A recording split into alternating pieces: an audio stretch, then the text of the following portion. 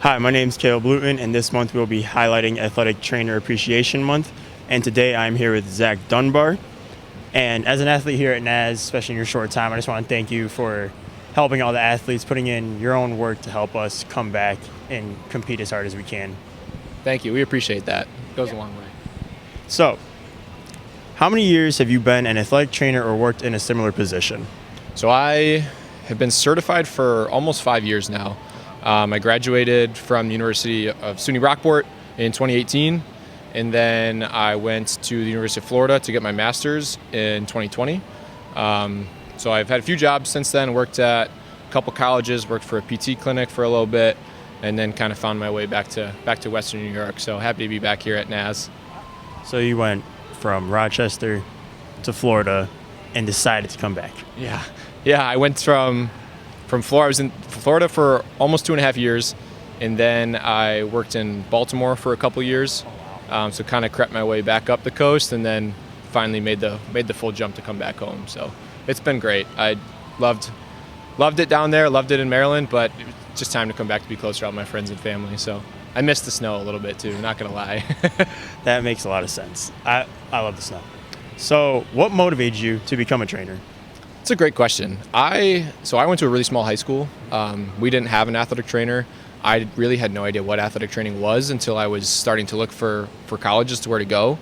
And then once I found the profession, it was kind of like a perfect fit. I've always kind of wanted to do something in the medical field, would have loved to do something with sports too, so it's just kind of that perfect blend where I get to watch sports all day, be around athletes all day, and also get to help people all day long. So it's kind of been a perfect fit. I love it. Nice. I like that. So, how long have you been here at NAS so far?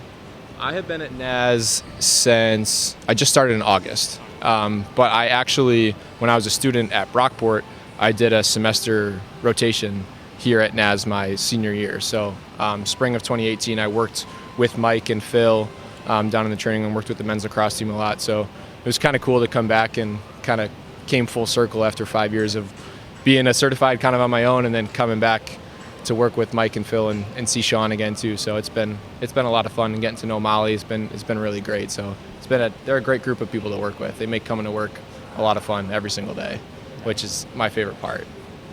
Nice. So in the very short time, what has highlighted your time here? What is a favorite moment you've had so far? It's a good question. I think for me, the biggest thing has just been building all the relationships with all these new people, all the new athletes, all the new coaches.